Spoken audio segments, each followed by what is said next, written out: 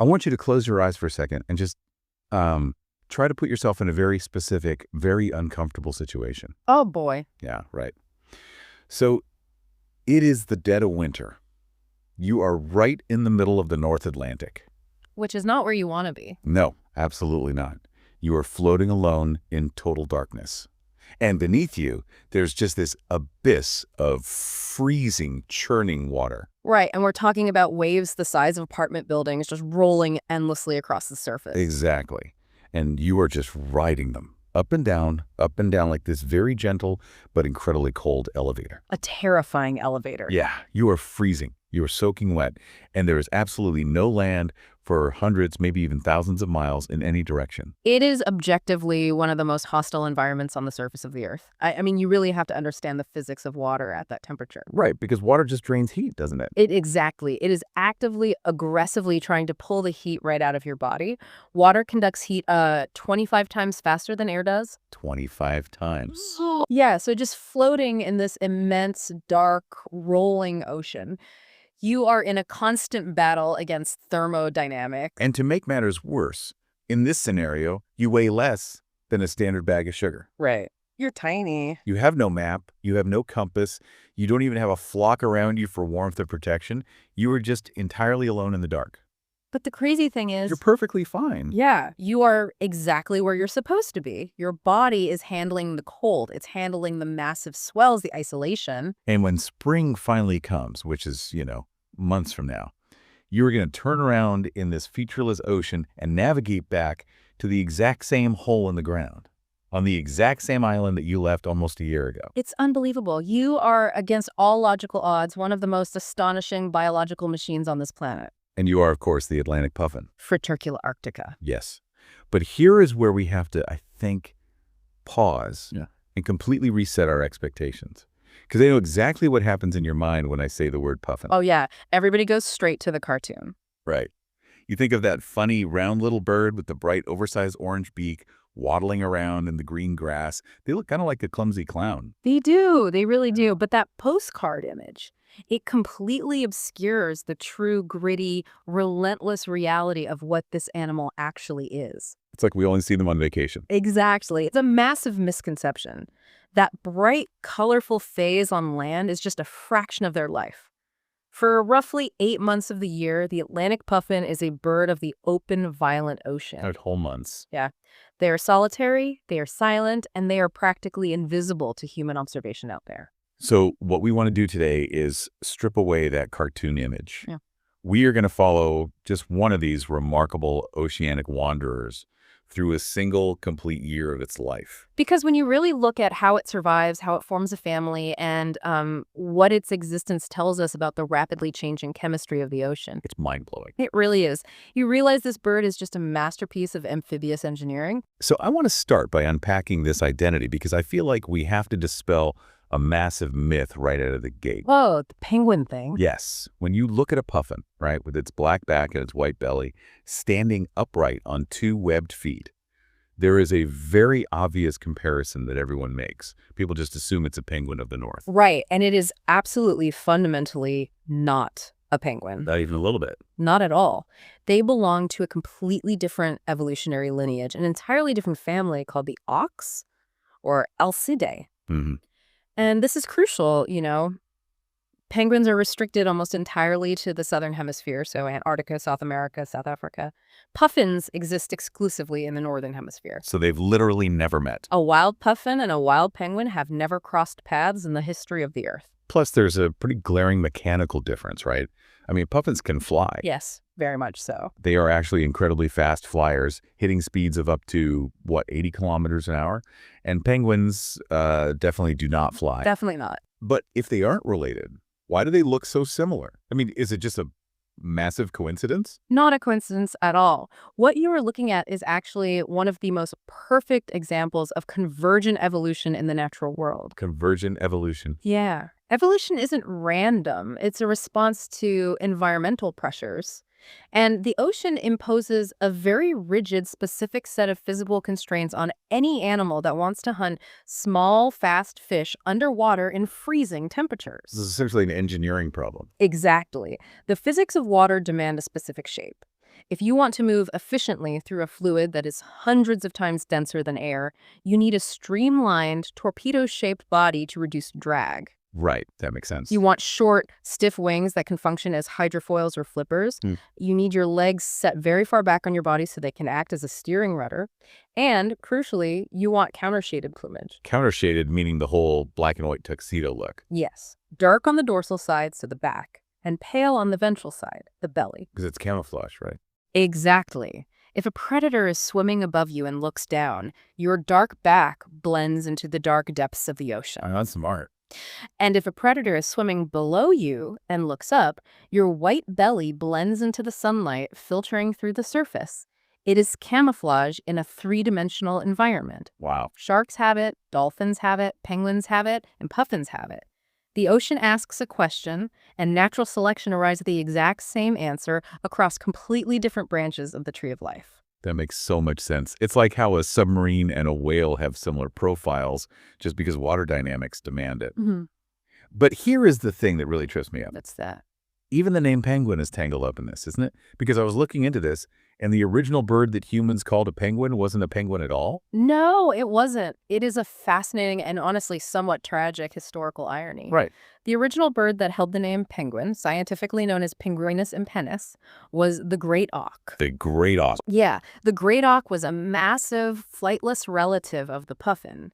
It stood almost a meter tall, had that exact same black and white countershading, and lived right alongside puffins in the North Atlantic. So European sailors were familiar with the great auk first. Yes. For centuries, early sailors and fishermen navigating the North Atlantic called these giant flightless birds penguins. Where does the word even come from? There is some debate about the etymology. Some say it comes from the Welsh penguin, which means white head, referencing these two white spots on the great auk's face. Okay. Others argue it comes from the Latin pinguis, meaning fat. Regardless, that was their name. Then, eventually, European explorers sailed down past the equator around the Horn of Africa or South America, and what do they see? They see completely unrelated black and white flightless diving birds. Precisely. And they lacked the taxonomic knowledge to know they were different families. They just looked at them and said, oh, look, southern penguin. They just recycled the name. They completely apply the northern name to the southern birds. But the tragedy of the story is what happened next. The original penguin, the great auk, was relentlessly slaughtered by humans for its meat, its fat, and its feathers. Because they couldn't fly, so they were defenseless on land. Exactly. By the mid-19th century, their numbers had collapsed. The last confirmed breeding pair on Earth was found on this tiny rocky islet called Eldey off the coast of Iceland in 1844. I actually read about this. It is one of the most depressing moments in human history. Oh. They were killed by collectors, right? Yes, because they were becoming so incredibly rare, wealthy European collectors wanted their skins and eggs for museums and private cabinets. A merchant hired 3 Icelandic sailors to row out to Eldey. Oh, man. They found the very last pair, they strangled the 2 adults, and in the scramble, one of the men's boots crushed the last remaining egg. That is just... Yeah. And just like that, the original penguin was wiped off the face of the earth. Because the northern penguin went extinct, the southern birds basically inherited the name by default. That is brutal. It really recontextualizes how fragile these seabird populations are, which we will definitely get into later. But returning to our puffin, even the name puffin is stolen, isn't it? It is a history of stolen identities. It really is. If you go back to the 1300s and 1400s in Britain, the word puffin did not refer to our colorful beaked bird.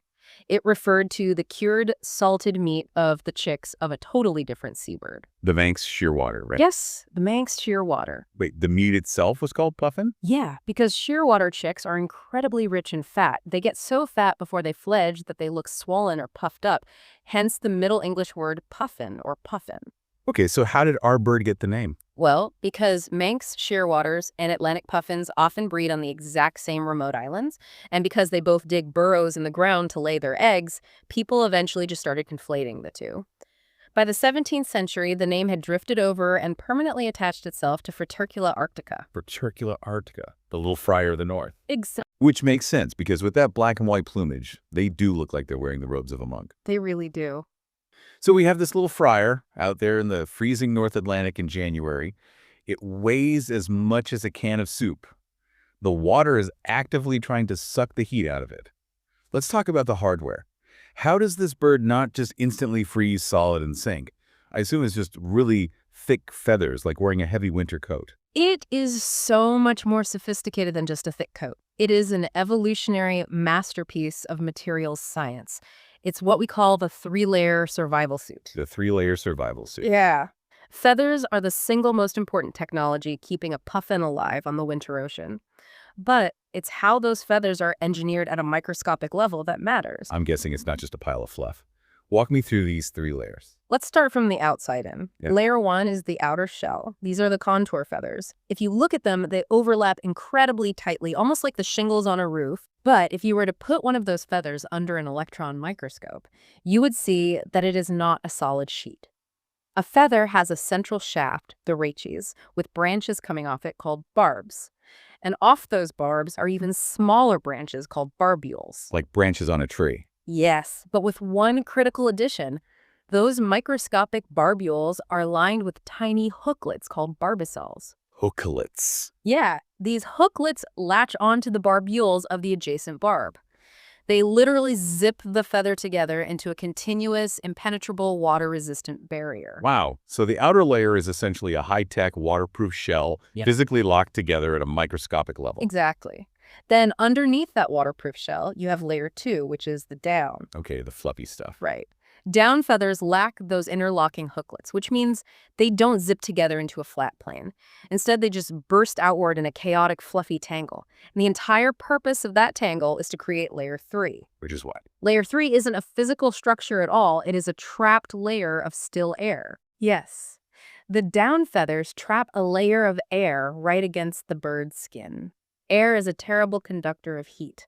If the air cannot circulate, the heat from the bird's body cannot escape into the cold water outside the contour feathers. Okay, so it's not the feathers themselves that are keeping the bird warm. It's the air trapped by the feathers. You've got it. It's like a scuba diver wearing a dry suit. If the dry suit rips, you don't freeze because the suit is gone. You freeze because the cold water displaces the trapped insulating air. That is the perfect analogy. The bird's life depends entirely on the integrity of that outer waterproof shell. And maintaining that shell is a massive metabolic and behavioral cost. The bird has to maintain it constantly. How does it do that? Puffins possess a specialized organ near the base of their tail called the europygeal gland, or the preen gland. Preening. That's when birds are constantly picking at their own feathers with their beaks. I always thought they were just cleaning themselves, or maybe scratching an itch. It is far more vital than just grooming. The preen gland secretes a complex mixture of waxes, specifically aliphatic monoesters. Out on the ocean, a puffin spends a massive portion of its day distributing this wax. So it's actively applying it. Yeah, it rubs its beak against the gland, collects the wax, and meticulously works it through every single feather on its body. So they're basically waterproofing themselves with wax. Yes, but the wax isn't just acting as a hydrophobic barrier, like water repellent. It is also acting as a conditioner for the keratin protein that makes up the feathers. All is to keep them from getting brittle. Exactly. It keeps the microscopic hooklets flexible so they don't snap. When a puffin preens, it is physically re-zipping any hooks that have pulled apart while simultaneously applying a chemical sealant to keep the system flexible. That is incredible. So this is why oil spills are so devastating to seabirds. Oh, yeah. I always assumed the toxic oil just poisoned them, or maybe made them too heavy to fly. The toxicity is definitely a problem, but the immediate threat is structural failure. Crude oil or synthetic pollutants act as solvents.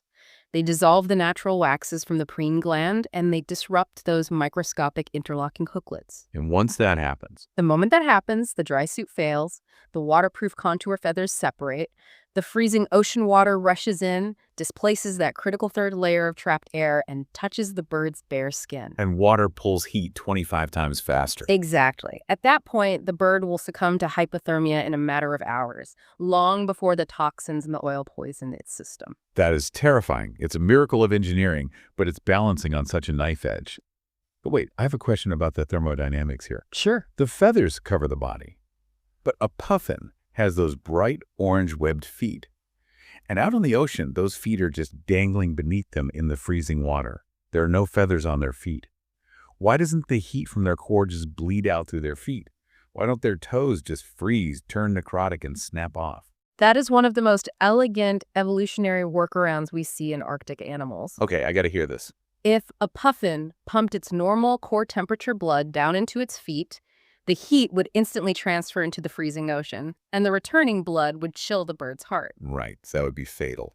To prevent this, they utilize a biological plumbing system called a countercurrent heat exchanger, or a miraculous net. A countercurrent heat exchanger. And I need you to unpack the physics of that. Okay, think about the blood vessels in the bird's leg.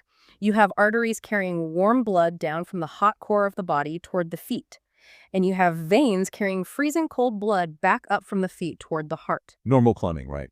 But in a puffin's leg, these arteries and veins do not run separately. They are intertwined in a tightly packed bundle pressed right up against each other. Oh, I see. They're sharing the thermal energy. Exactly. As the warm arterial blood travels down the leg, it passes its heat laterally across the vessel walls into the cold venous blood traveling up. It's a thermal bypass. That is so smart. By the time the arterial blood actually reaches the bare tissues of the foot, it has surrendered almost all of its heat to the returning veins.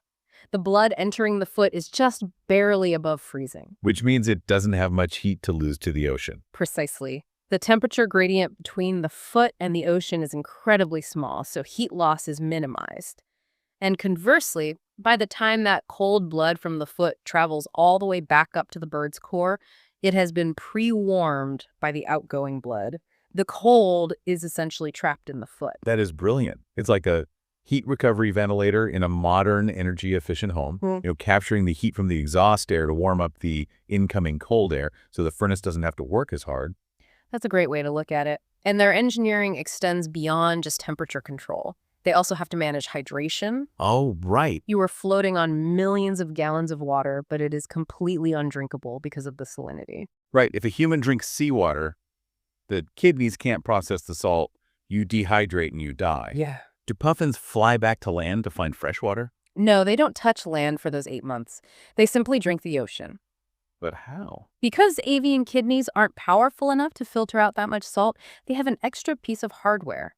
It's a suborbital salt gland. It's a specialized gland sitting just above their eye sockets. Above their eyes, so they cry the salt out? Sort of. The gland actively filters the sodium and chloride ions out of their bloodstream, creating a highly concentrated brine. This brine then drips down a duct into their nasal cavity, and they literally sneeze or shake the heavy salt droplets out of their nostrils. You're kidding. So they have an onboard desalination plant in their forehead, a countercurrent heat exchanger in their legs, and a microscopic Ziploc dry suit. They are an absolute fortress. They really are. But then, right in the middle of this freezing winter, around January or February, this highly engineered fortress does something that, on the surface, seems completely suicidal. You are referring to the molt. I am. Let's talk about the molt. Because my understanding of birds is that when they need to replace old, worn-out feathers, they do it sequentially. An eagle or a hawk will drop 1 or 2 feathers from each wing, grow them back, and then drop the next 2. Right, they maintain their aerodynamic integrity so they can keep flying. Exactly. But the puffin does not do this. No. The Atlantic puffin undergoes what we call a simultaneous wing molt. It sheds all of its primary flight feathers at the exact same time. Which means it cannot fly at all. It is entirely 100% flightless for a period of about a month to 2 months. A month or 2. Right in the middle of the North Atlantic, during the most violent, storm-battered season of the year. I am genuinely struggling to understand how evolution selects for this behavior. It is like driving your car into the middle of a blizzard, stopping on the highway and taking the engine block out just because it's the fastest way to install a new one. It's an extreme comparison, but it's not entirely wrong. It's an insane gamble. Why would natural selection favor a bird that grounds itself in the most dangerous ocean on Earth? It all comes down to a brutal calculus regarding efficiency and fluid dynamics. We have to remember that a puffin's wing is asked to do 2 completely different jobs. It has to fly in the air, and it has to swim underwater. Okay, but why does that mean they have to lose all their feathers at once? Think about the physics of a wing missing just a few feathers. If a puffin dropped just 2 primary feathers, there would be a gap. The wing becomes aerodynamically porous and unbalanced. Okay. For a bird that relies on gliding, like a gull, a small gap isn't catastrophic. But for a puffin, which has very small wings and relies on rapid, continuous flapping, an unbalanced wing is incredibly inefficient in the air. Okay, so flying is harder, but they don't need to fly to eat, right? They dive for their food. But here is the critical problem. An unbalanced wing is even worse underwater. Water is 800 times denser than air. When a puffin dives, it is essentially flying through a viscous fluid. If its wing has gaps, the drag dynamics are ruined. It would struggle to generate the thrust needed to chase down fast-moving fish. A wing missing a few feathers makes the puffin bad at flying and bad at swimming for months on end while it sequentially replaces them. Oh, I see. So by shedding them all at once, they compress the period of vulnerability. Precisely. They rip off the Band-Aid. They accept absolute flightlessness for a few weeks to get the rebuild over with as fast as possible. As long as there is an abundant food source nearby, they can just sit on the surface, dive to eat, and ride it out. But that relies on a massive assumption. It assumes the weather doesn't turn lethal. If a colossal winter storm system moves in while they are flightless, they can't fly away to calmer waters. They're completely trapped. And that is the gamble. And unfortunately, sometimes they lose. This period is when they are at their maximum biological vulnerability. What happens when they lose? When severe, prolonged storms churn up the ocean, making it impossible to dive effectively for food, the flightless puffins quickly exhaust their energy reserves. This leads to what ornithologists call wrecks. Wrecks. Like a shipwreck, but with birds. Yes. Thousands, sometimes tens of thousands of emaciated, exhausted seabirds wash up dead on the coastlines. There was a catastrophic wreck along the coast of Norway in the winter of 2002, where it's estimated that up to 100,000 birds perished. 100,000. That is devastating. The all-at-once molt is highly efficient, but it leaves absolutely zero margin for error. It is a high-wire act with no safety net. But let's say our puffin makes it. It survives the winter. The new, pristine flight feathers grow in. The relentless storms begin to break. It's March, maybe heading into April. The turning of the season. Yeah. The days are getting slightly longer, and our solitary, wandering friars feels a hormonal shift. The pull of home. It is time to transition from the ocean phase back to the terrestrial phase. They navigate using mechanisms we still barely understand, likely a combination of celestial cues, magnetic fields, and olfactory landmarks back toward the continental shelf. But they don't just fly straight back to their cliff and land, do they? There is a transition period. Yes. If you go to a major puffin colony in the spring, the first sign of their return isn't birds standing in the grass. It's what we call rafting. Resting. You will see thousands of puffins gathering on the water just off the coast of the island. I've seen footage of this. It's like a massive flotilla. Yeah. They just bob there in the waves looking toward the cliffs. Why the hesitation? Why not just land? It's a combination of reestablishing social bonds and checking for predators. These birds have been solitary for 8 months. They have to remember how to interact with their own species. They are highly social animals during the breeding season. Intense. And more importantly, a colony island that was safe last summer might not be safe this spring. A peregrine falcon or a great black-backed gull might have set up a nest there, so they wait on the water. They Strength in numbers. Exactly. They gather a critical mass so that when they finally do land, they land as an overwhelming swarm, minimizing the risk to any single individual. But while they are sitting in that raft, they look completely different from the gray, dull birds that were fighting the winter storms. The camouflage is gone. The carnival mask has been put on. The physical transformation is one of the most dramatic in the avian world. During the late winter molt, it isn't just their feathers that they replace. They undergo profound changes to their beak and face. So in winter, their beak is just this small, dull, grayish triangle, right? Yes. But as spring approaches, they grow a series of brightly colored, horny plates over the beak, known collectively as the rhamphotheca. Okay. They grow a slate gray base, a bright red-orange tip, and a prominent yellow chevron separating the two. They develop a fleshy yellow strip at the base of the bill and a wrinkled yellow rosette, which looks like a tiny piece of folded leather right at the corner of their mouth. It's just an explosion of color. And it's not just the beak. Their eyes change too, don't they? They do. They grow small, blue-gray, horny ornaments above and below the eye. These ornaments fundamentally change the shape of the eye, making it look almost triangular or tear-shaped instead of round. It gives them that deeply expressive, almost mournful look. It is pure theatrical display. The ocean demanded camouflage, but the colony demands visibility. It's about signaling health and vitality for mating. But here is where the story of this beak gets genuinely mind-blowing. In 2018, ornithologists made a discovery about the puffin's bill that nobody saw coming. You're talking about the photoluminescence. Yes. If you take an Atlantic puffin into a dark room and shine an ultraviolet light on its beak, it glows in the dark. It is a remarkable finding. A researcher named Jamie Dunning and his colleagues discovered that specific parts of the bill, specifically the yellow ridges, the series, absorb ultraviolet light and re-emit it as a visible neon glow. That is so cool. And to conduct this research, because UV light can damage retinas, they literally had to have custom microscopic puffin sunglasses 3D printed by a university lab to protect the bird's eyes while they tested them with the UV lamps. Wait. They put tiny sunglasses on a puffin. They did. I need to see a picture of that immediately. It's an incredibly charming mental image, but the science behind it is profound. But why? I don't understand the evolutionary utility of it. A glowing beak seems counterproductive if you're trying to hide from predators. And why evolve a signal if they're mostly active during the day? To understand why, you have to stop thinking like a human and start thinking like a bird. Human vision is trichromatic.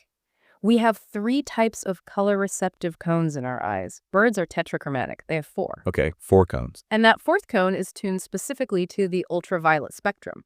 Furthermore, bird retinas have specialized oil droplets that filter light, allowing them to see sharp contrasts in the UV spectrum that are completely invisible to us. Oh, wow. So to a puffin, the beak doesn't just look orange. It looks like it has a glowing neon sign painted on it. Exactly. What looks to us like a flat yellow stripe is actually radiating UV light. As for the why, that is the beauty of ongoing science. A discovery immediately opens a new frontier of questions. What's the best guess right now? The current hypothesis is that the quality and intensity of this UV fluorescence acts as a hyper-specific indicator of the bird's genetic fitness, age, or foraging success. Like a peacock's tail, but painted in invisible light. Yes. So dressed in their glowing UV radiating best, the raft of puffins finally makes its move. They swarm the island, places like Skomer Island in Wales or the Westman Islands in Iceland. Thousands of birds dropping out of the sky onto the turf. Now, the common folklore, and you see this in every nature documentary and tourist brochure, is that puffins mate for life. Right, the romantic angle. Yeah, it's pitched as this incredibly romantic, loyal bond. But I have a feeling the biology is a bit more pragmatic than the poetry. The poetry definitely needs a reality check. Puffins are what we classify as socially monogamous, and it is true that a specific pair will often reunite year after year to raise a chick together. But to say their primary loyalty is to each other is projecting human romance onto avian survival strategies. So what are they loyal to? Their ultimate loyalty is to the real estate. It's site fidelity. Precisely. The bond is heavily mediated by the property. Think about it. They spend 8 months apart, scattered across millions of square miles of ocean. They don't have cell phones to coordinate a rendezvous. Obviously. The only way they can possibly find each other again among 50,000 identical-looking birds is if they agree on a highly specific meeting point. The burrow. Yes. If both the male and the female survive the winter, they both fly back to the exact same hole in the ground they excavated last year. Because they both show up at the same address, they reunite. And if one of them doesn't make it? If one of them doesn't survive the winter, the surviving bird doesn't spend the summer mourning. It simply waits at the burrow for a new partner to arrive and claim the territory. And securing that burrow is not a trivial thing. We were talking about tens of thousands of birds trying to claim a tiny patch of dirt on a rocky island. The housing market is cutthroat, and not all burrows are created equal, right? Absolutely not. The prime real estate, the most violently contested ground in the entire colony, is the perimeter of the island, right on the edge of the cliffs. Why? I would assume the cliff edge is more dangerous. It's exposed to the wind, and a chick could just fall out. Why not nest comfortably inland in the flat grass? To understand the preference for the cliff edge, you have to look at the physics of a puffin's body, specifically a metric called wing loading. Wing loading. Wing loading is the ratio of the bird's total mass to the surface area of its wings. Okay, and puffins have very high wing loading. They are heavy birds with very small wings. Exactly. If an albatross has low wing loading, meaning it has huge wings and a light body, it can glide effortlessly. A puffin is the complete opposite. To get a high wing-loading body off the ground and generate enough lift to fly, you need massive airspeed. Which is hard to achieve if your legs are short and you waddle like a duck. Right. So if your burrow is right on the edge of a cliff, taking off is incredibly easy. You waddle out your front door, you step off the cliff into the air, and you use gravity to instantly generate the necessary airspeed. You just fall into flight. You just fall into flight. Oh, that makes perfect sense. Gravity does all the work. But what if you are a young bird? Or you arrive late to the colony, and the older, more aggressive birds have already claimed all the cliff edge burrows. Then you are forced inland. You have to dig your burrow in the flat turf 20 or 30 meters away from the cliff edge. And this is where the high wing loading becomes a massive liability. Because they can't just drop off a cliff. No. To take off from flat ground, a puffin has to perform a frantic, chaotic sprint. They run across the uneven grass, flapping their tiny wings as hard as they can, bouncing off rocks, bumping into other puffins, desperately trying to build up enough speed to get airborne. It sounds hilarious, honestly, but it's actually incredibly dangerous, isn't it? It is lethal. A puffin running across flat ground is highly exposed.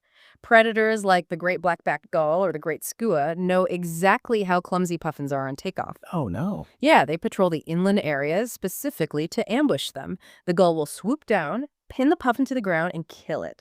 So the fight for a cliff edge burrow isn't about the view, it is literally a matter of life and death. The structural physics completely dictate the social hierarchy. That is fascinating. So our pair arrives, they survive the gauntlet, and they reclaim their burrow on the slope. They do some spring cleaning using their sharp claws and strong beaks to kick dirt out. Now, here is something that surprised me. What's that?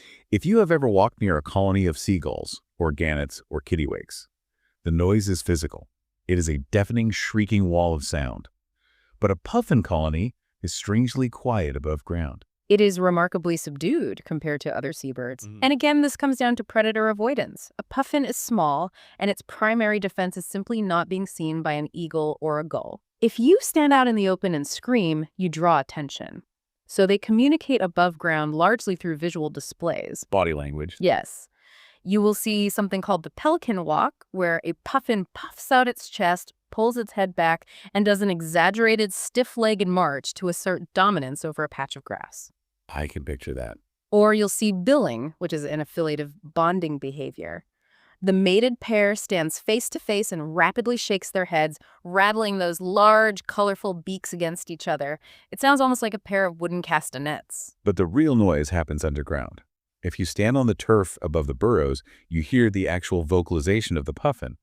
And it doesn't sound like a bird at all. No, the iconic puffin call is a deep, rhythmic, guttural growl that they produce inside the burrow. It sounds exactly like a two-stroke chainsaw engine that is flooding and failing to start. Just this rhythmic, ha.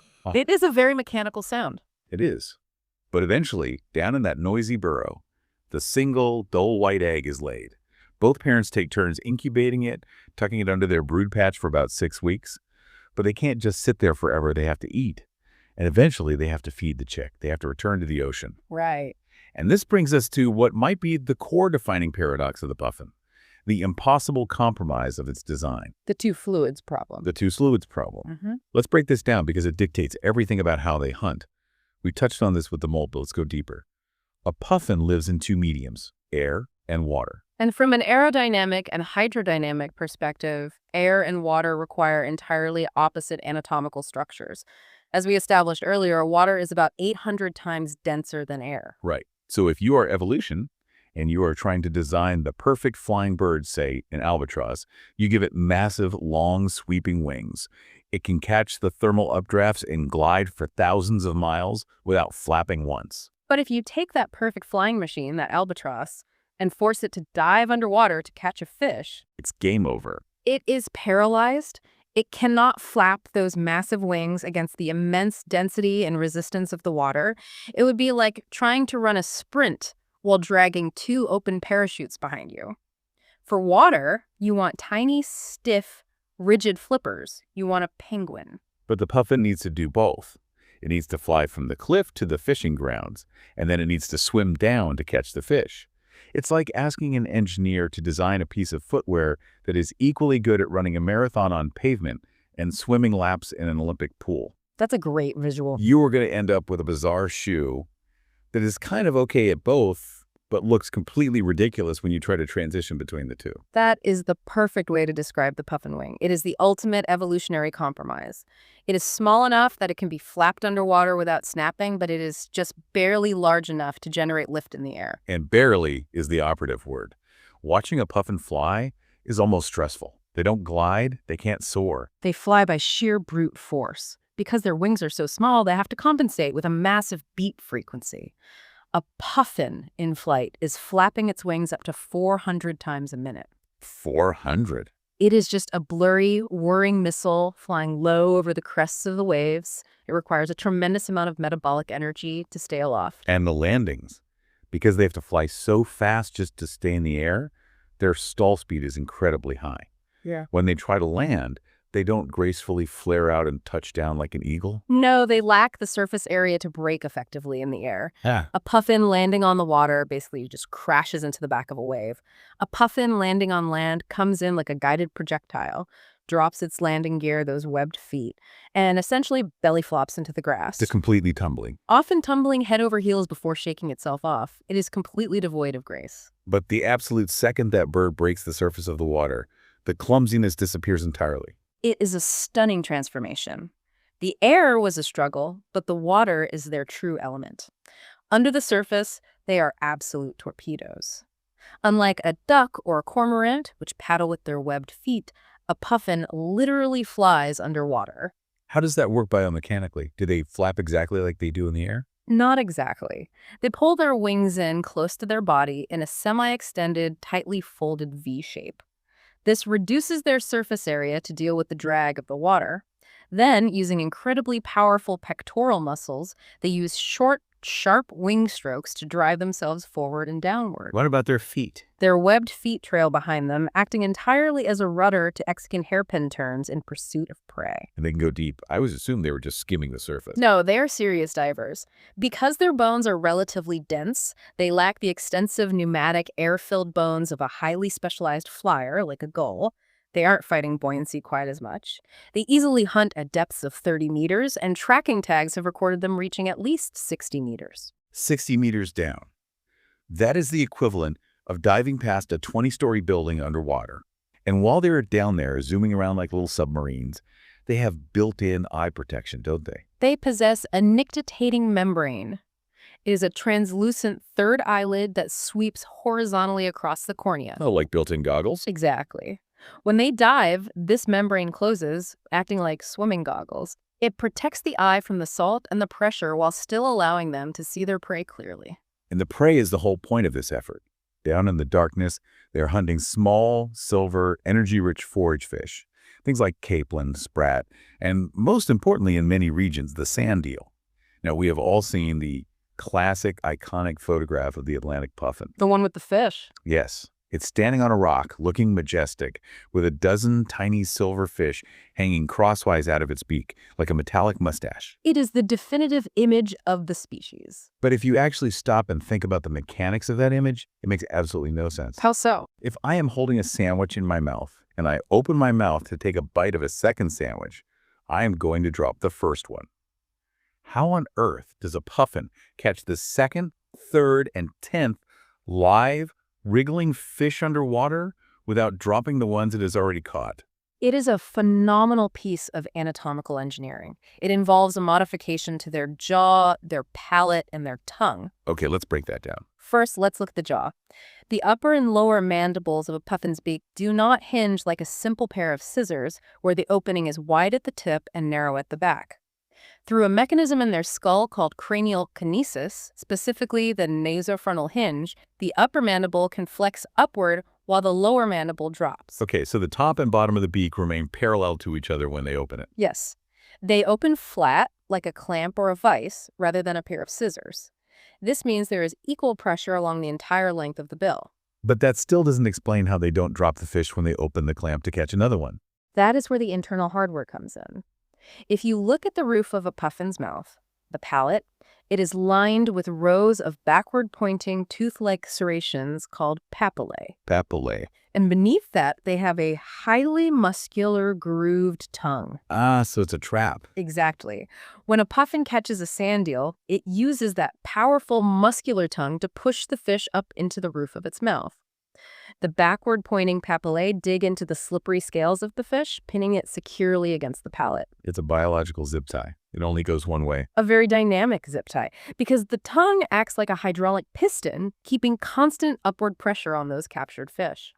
So, with the first 5 fish safely pinned to the roof of its mouth by the tongue, the puffin can safely open its parallel mandibles again to snap up a 6th, a seventh and eighth fish. And they can carry a lot more than 8. I know the average is around 10 or 12, but there is a famous record from Britain, right? Yes, there is a widely cited, verified record of a single puffin carrying over 60 tiny fish at once. It is an absolute masterclass in foraging logistics, driven by the intense pressure of having a hungry chick back in the burrow. Because down in the dark dirt, that single egg has hatched. The puffling has arrived.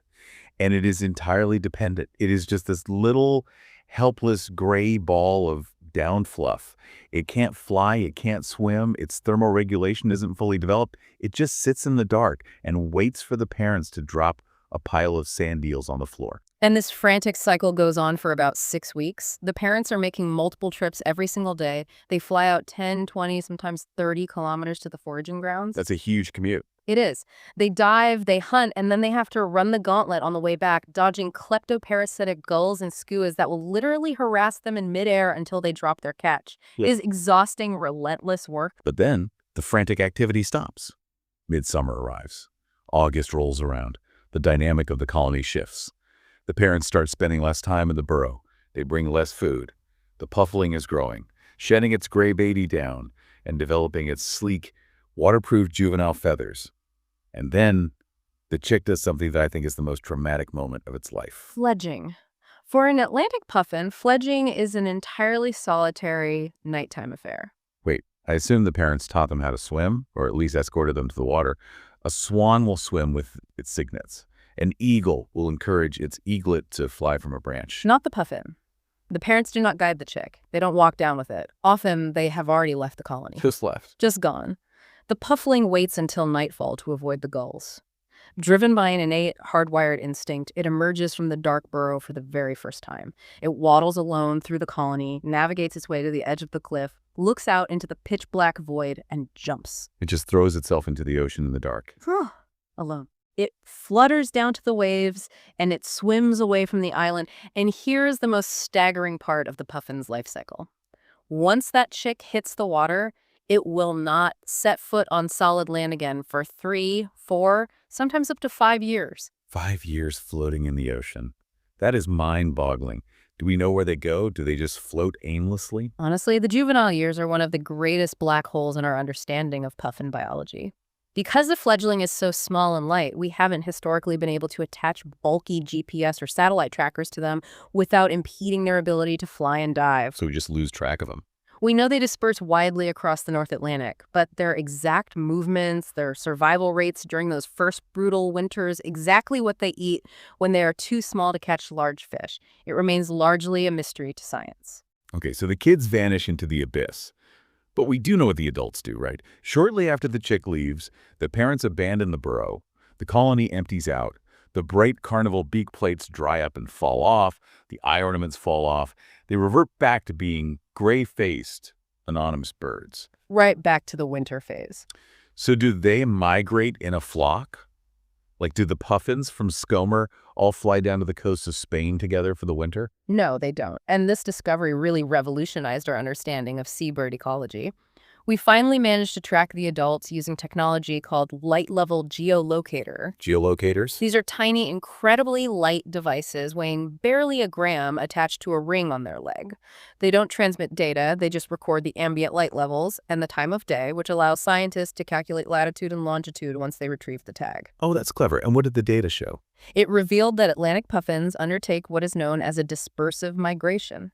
They do not flock, they scatter. Completely scatter. 2 puffins that spent the entire summer nesting in burrows right next to each other on an island in Wales might spend the winter separated by thousands of kilometers.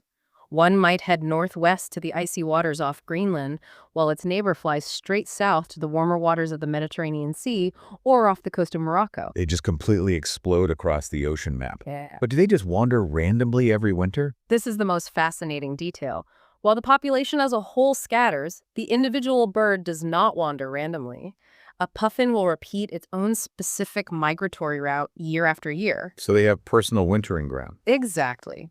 It seems that during those mysterious juvenile years, the young bird explores the ocean, finds an area that provides good winter foraging, and locks that route into its navigational memory.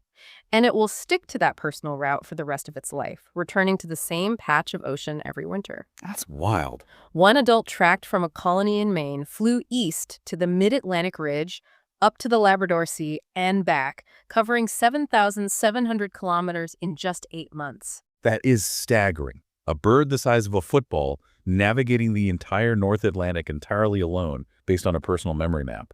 But I can see a massive flaw in that strategy. It relies on the ocean staying the same. If you are hardwired to go to one specific patch of water every winter, and that patch of water changes, you are trapped by your own loyalty to the route. And that observation brings us to the crux of why scientists study these birds so intensely today. The ocean is changing, and it is changing at a velocity that evolutionary adaptations simply cannot keep pace with. Puffins are what ecologists call bioindicators. Bioindicators, let me try to contextualize this. It's the concept of the ocean being an invisible system, and the puffin being the visible output. Imagine the marine food web is a tall skyscraper. A trophic pyramid, essentially. Right, so the ground floor of this building is the phytoplankton, the microscopic marine plants that bloom in the sunlight. The second floor is the zooplankton, the tiny crustaceans that eat the plants. The third floor is the small forage fish, the sand eels and capelin that eat the zooplankton. And the puffins are sitting way up there on the fifth floor. That's a very accurate structural analogy. Now, if the foundation of that building shifts, or if the ground floor floods, the phytoplankton can't issue a press release to warn us. The copepods and the sand eels are incredibly difficult to monitor directly on a massive scale beneath the surface. But the fifth floor, the puffins, finds out immediately.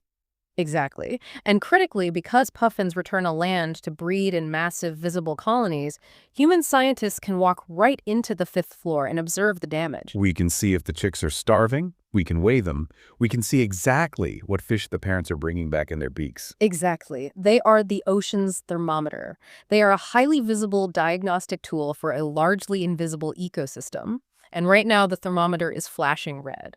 Because the water is warming.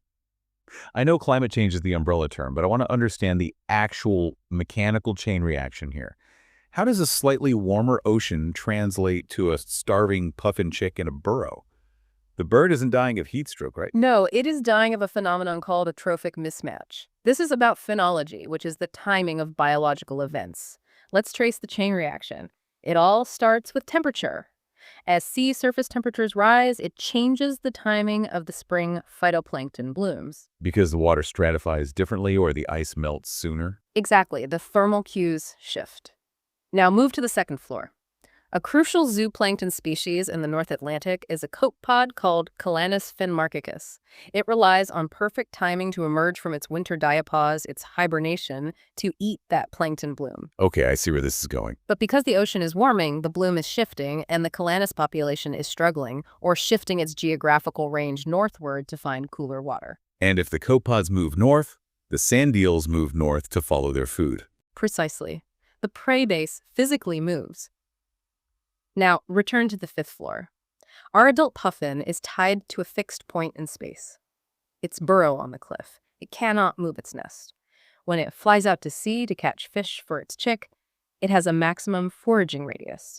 It can only fly so far, say 30 or 40 kilometers, before the energy spent flying exceeds the energy gained from the fish it catches. Oh, I see the trap. The burrow is fixed, but the food is migrating. Yes. If the ocean warms and the sand eels shift outside that foraging radius, or if the sand eels spawn earlier so the fish are too large for the chick to swallow by the time the puffling hatches, you have a trophic mismatch. The timing and location of the predator and the prey no longer overlap. So the parent flies out, exhausts itself, and comes back with nothing. Or worse, I've read they come back with the wrong kind of fish, like snake pipefish, which are rigid and bony, and the chick literally chokes on them because it can't digest them. It is a devastating reality, and this isn't a theoretical model of what might happen in 50 years. This is happening right now with catastrophic consequences. Yeah. Look at Iceland. Right, Iceland. Iceland hosts a massive percentage of the global puffin population. But in many of the southern and western colonies in Iceland, breeding has effectively failed almost every single year since 2003 because the sea surface temperature shifted the sand eel populations. 2 decades of virtually no chicks surviving. That's just a lost generation. Or look at the Rost colony in Norway. In 1979, there were nearly 1.5 million breeding pairs of puffins there. Recent counts show that population has plummeted to under 300,000 pairs. And again, they suffered through a period of almost a decade where virtually zero chicks successfully fledged because the herring populations they relied on collapsed due to changing ocean conditions. It's just heartbreaking mathematics, 1.5 million to 300,000. But ecology is deeply localized, right? We can't just paint the entire Atlantic with a broad brush of doom because while Norway and Iceland are collapsing, there are other places where the birds are actually thriving. That is a crucial nuance. You cannot look at the headline "Puffins are declining" and assume uniform devastation. Because if you travel to Scomer Island in Wales, the story is entirely different. They are breaking records. Recent surveys counted over 52,000 individual puffins on Scomer, the highest number seen in decades. Why is Scomer bucking the trend? What makes the Celtic Sea different from the Norwegian Sea? It appears that the specific local food web in the Celtic and Irish seas is, at least for now, more resilient to the current temperature shifts. There is still a sufficient abundance of small forage fish within the foraging radius of the island, but there is a second, equally important reason Scomer is thriving, and it has nothing to do with ocean temperature. What's that? It has to do with land management. Scomer is a strictly protected nature reserve with zero invasive mammalian predators. Right. Invasive predators. We have to talk about this because as much as climate change is the existential threat of the future, mammals have been the immediate threat for the last century. Puffins evolved on remote, isolated islands for a reason. They evolved to defend against threats from the sky. Gulls, skuas, eagles, falcons. A puffin's entire defense mechanism against a gull is to run into its burrow and hide underground. But if the predator is a rat, the burrow isn't a fortress, it's a trap. It is a trap. Mammalian predators like black rats, feral cats, or the American mink did not exist on these islands naturally. They were introduced by humans, either accidentally via shipwrecks or intentionally for fur farming. Right. When a mink was introduced to the mainland of Iceland, it was apocalyptic for the local seabird colonies. A mink can slide right down a puffin burrow, kill the adult, eat the egg, and wipe out a colony in a matter of seasons. The birds simply have no evolutionary hardware to deal with a subterranean hunter. None. But this is also where the story pivots. Because while human ignorance introduced these threats, human ingenuity and dedication have proven capable of reversing the damage. We have successfully eradicated rats and mink from dozens of crucial seabird islands around the world, allowing the colonies to instantly rebound. That's incredible. And that brings us to what is arguably the greatest conservation success story regarding this species. Project Puffin. Yes, Project Puffin in Maine. It is a landmark achievement in wildlife restoration. I love this story because it is about one guy refusing to accept defeat. Let's set the stage. By the early 1900s, human hunting and egg collecting had completely wiped puffins out of the United States. They were extirpated, gone. Completely wiped out. But in 1973, a young ornithologist named Steve Kress looked at a rocky outcrop in Maine called Eastern Egg Rock and decided, I am going to put the puffins back. Which at the time was considered scientifically impossible. You couldn't just capture wild adult birds, fly them to Maine, and let them go. Why not? Because of site fidelity. If you move an adult puffin, it will just turn around and fly straight back to its original burrow in Canada. Exactly. So Kress had to hack the bird's biology. He realized that puffins imprint on the location where they fledge, not where they hatch. So he went up to Newfoundland, Canada, where there was a massive, healthy colony. With permission, he carefully collected very young puffin chicks from their burrows, put them in soup cans for transport, and flew them down to Maine. Soup cans. It's so low-tech, but it worked. And then he essentially had to become a puffin parent. Yeah, he and his team built artificial burrows out of sod and drain pipes on Eastern Egg Rock. They placed the chicks inside, and for weeks, the human volunteers acted as surrogate parents, dropping handfuls of vitamin-fortified smelt into the burrows every day to mimic the feeding process. Until the chicks finally fledged, walked out in the dark, and swam away. But this is the agonizing part of the story. They swim away for up to 5 years. Kress and his team had to sit on that rock summer after summer for years, scanning the empty ocean, waiting to see if a single bird would come back. And for years, none did. And even when a few started returning to the waters around the island, they wouldn't land. And Kress realized another critical piece of puffin psychology. They are intensely social breeders. Right. A puffin will not land on an empty island. It looks at an empty island and assumes if no one else is nesting here, there must be a predator.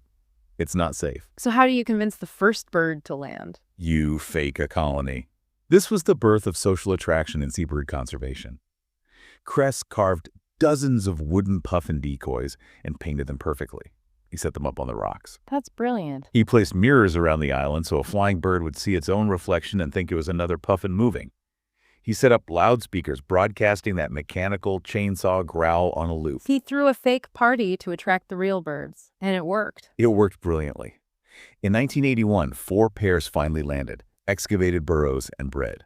Today, thanks to decades of relentless work, there are over 1,000 burrows on nearby Seal Island alone. There are more than 2,000 puffins breeding in Maine. It's an amazing legacy. The techniques pioneered by Steve Kress are now used globally to restore terns, albatrosses, and petrels. It is absolute proof that if we remove the predators, secure the habitat, and use the bird's own biology to our advantage, they possess an incredible capacity to bounce back. It is a stunning victory, and it really highlights just how deeply intertwined the human story is with the puffin story. We are the ones who wiped them out, we are the ones who put them back, and our ancestors have been interacting with them for millennia. I read that archaeologists have found puffin bones in mid-Holocene sites in Scandinavia and the UK, proving humans have been hunting and living alongside these birds for thousands of years. They are deeply baked into the cultural bedrock of the North Atlantic. In Scotland, they have a deep affection for the bird, referring to it in local dialect as the Taminori. They feature in Norse folklore. They are an inextricable part of the maritime identity. We look at them, and because they stand upright and have those expressive faces, we tend to anthropomorphize them. They look like earnest little politicians in tuxedos. They really do. But just when we think we have them entirely figured out, just when we think we know every trick in their book, they shatter our assumptions. Which brings us to the tool use observation. Oh, this is a genuinely revolutionary piece of science. Yeah. In 2020, an ornithologist named Annette Fayette and her colleagues published a paper that completely blindsided the ethological community. They set up motion-activated camera traps at 2 different colonies, one on Skomer in Wales and one on Grimsey Island in Iceland. And on both cameras, separated by over 1,000 miles, they recorded puffins picking up small wooden sticks in their beaks. And doing what with them? Building a nest? No, puffins generally line their nests with soft grass or feathers, not rigid sticks. The cameras recorded the puffins holding the sticks, reaching back, and deliberately using them to scratch their own bodies, specifically to dislodge ticks from their plumage. They used a stick to scratch an itch. Now I can hear a skeptic saying, so what? My dog rubs against a tree to scratch an itch. Why is a bird holding a stick such a big deal? Because in ethology, the study of animal behavior, using an unattached environmental object to alter another object or your own body, is the strict definition of tool use. For a long time, we thought tool use was the exclusive domain of primates. Then Jane Goodall saw chimps using sticks to fish for termites. Then we discovered it in certain highly intelligent birds, like the New Caledonian crow or parrots. Birds that have large, complex brains. Exactly. Corvids and parrots have a highly developed pallium, the area of the avian brain associated with complex cognition and problem-solving. Seabirds do not. Seabirds were historically considered to be purely instinctual machines, operating on hardwired reflexes to survive a brutal environment. So this changes everything. The discovery that a puffin has the cognitive flexibility to identify a problem, like a tick, find a tool and apply it, proves unequivocally that our understanding of animal intelligence is flawed. It proves there is always a deeper layer of complexity waiting to be discovered. It is so humbling.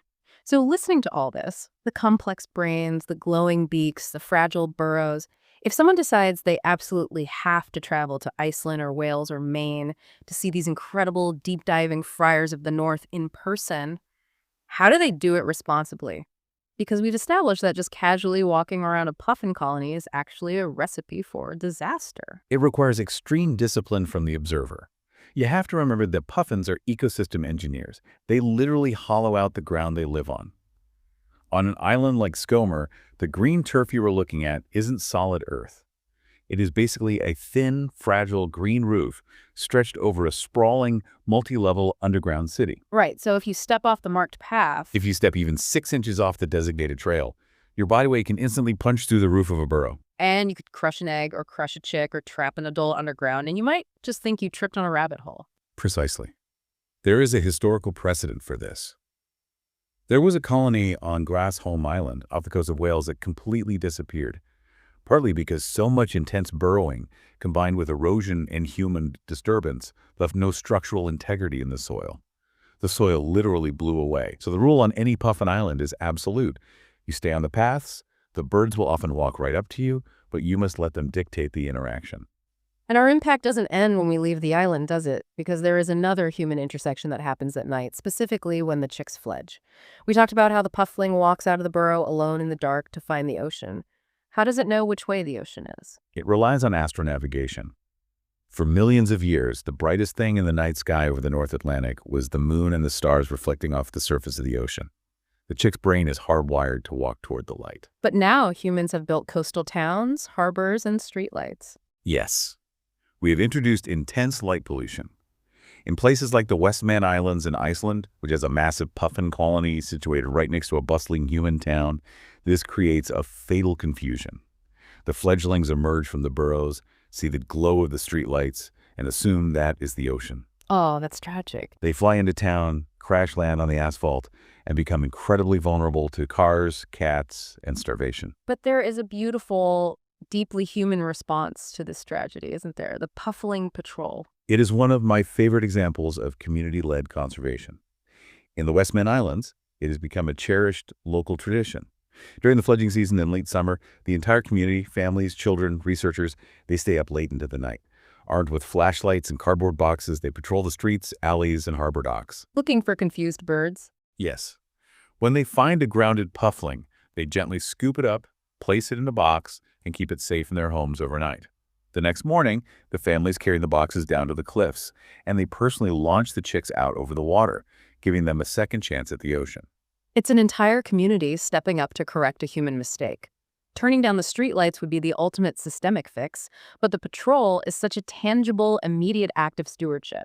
It demonstrates that conservation isn't just about high-level governmental policy or abstract scientific papers. It is about local connection.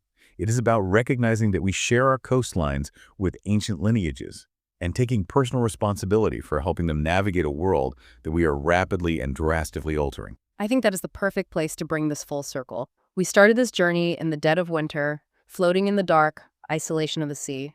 Let's return there. The brief, frantic summer is over. The 4 months of vibrant colors, of social billing on the clifftop, of desperately flying back and forth with mouthfuls of silver sand eels, of fiercely guarding the burrow against gulls and neighbors, it is all done. The puffling has walked out into the night, thrown itself into the abyss, and vanished, becoming a mystery for another 5 years. The adults have abandoned the empty colony. The magnificent, glowing carnival mask beak plates have dried up, shed, and been left behind among the rocks and the grass. The eye ornaments are gone. And our puffin is, once again, a solitary, anonymous, gray-faced bird. It flies out over the continental shelf, pushing further and further until the land drops away entirely, and there is nothing but the massive, freezing swells of the dark North Atlantic. It folds its wings and settles onto the water. It bobs like a tiny cork, turns its face into the biting winter wind, and begins the relentless daily process of preening its waterproof suit. But this time, when you close your eyes and picture that small bird in the dark, you don't just see a lonely speck waiting for spring. You see a master of two fluids. You see an amphibious marvel, a living, breathing dinosaur wrapped in a high-tech 3-layer survival suit, perfectly engineered to endure the unendurable. You see a bioindicator holding the secrets of the ocean's health in its daily struggle for survival. It reminds us that resilience in nature isn't always about being the biggest or the strongest or the most dominant. Sometimes ultimate resilience is about being perfectly adapted to survive in the razor-thin margin between two impossible worlds. Well said. But here's a final thought I want to leave you with, something to mull over the next time you look out at the ocean. The Atlantic puffin evolved its incredible biology during the Pleistocene epoch. It survived the brutal shifting climates of the ice ages. Over thousands of years, as massive glaciers advanced and retreated, the ocean temperatures swung wildly and the puffins adapted. They moved their colonies, they shifted their migratory routes, they survived. The question facing this little friar of the North isn't whether it has the genetic hardware to adapt to a changing climate, because history proves that it absolutely does. The profound question is whether any animal, no matter how brilliantly engineered, can adapt to the unprecedented, explosive velocity of the change that we are forcing upon the ocean today. Until our next great ocean adventure, see you next time on Saltwater Stories.